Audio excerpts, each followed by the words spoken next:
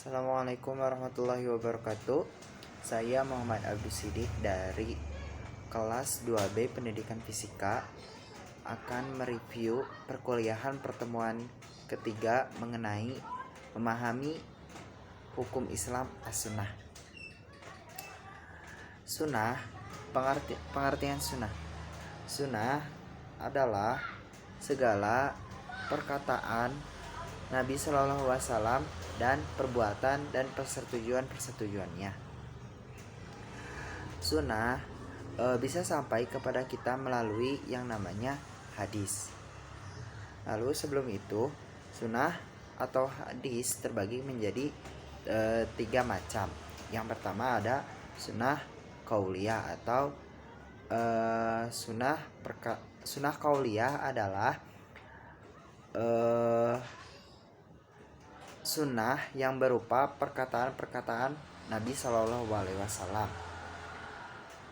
Lalu yang kedua ada sunnah fi'liyah, yaitu sunnah yang berbentuk atau berupa perbuatan-perbuatan Nabi Shallallahu Alaihi Wasallam. Lalu yang ketiga ada sunnah takririyah, yaitu sunnah Nabi Shallallahu Alaihi Wasallam yang berupa persetujuan terhadap perbuatan terhadap perbuatan para sahabat. Ada juga sunnah yang masuk ke dalam kategori atau disebut dengan hukum syar'i atau hukum tahlifi, yang dimana sunnah dalam hukum tahlifi di pengertiannya yaitu dimana dikerjakan mendapat pahala dan tidak dikerjakan tidak mendapat dosa. Biasanya sunnah dalam hukum tahlifi disebut dengan mandub. Lalu, hadis atau sunnah terbagi menjadi 3. Ada hadis sahih, hadis dhaif, dan hadis maudhu. Sahih berarti hadis itu benar, datang dari Rasulullah SAW.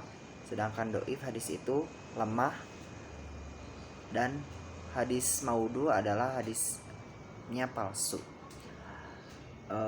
Posisi hadis sebagai hukum itu yang pertama sebagai bayan Al-Quran, sebagai penjelas dari Al-Quran, lalu tafsir Al-Quran dan tafsir Al-Quran.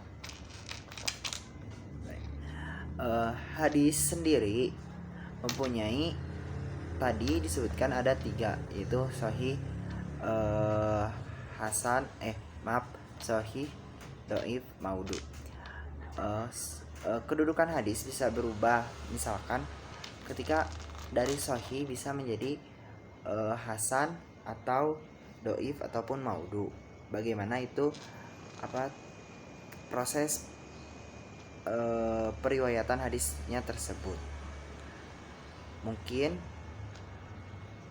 begitu atau sekian yang dapat saya review. Selebihnya mohon maaf apabila ada kekurangan. Tutup saja dengan doa, Rabbana atina fid dunya hasanah wa fil akhirati hasanah wa qina adzabannar.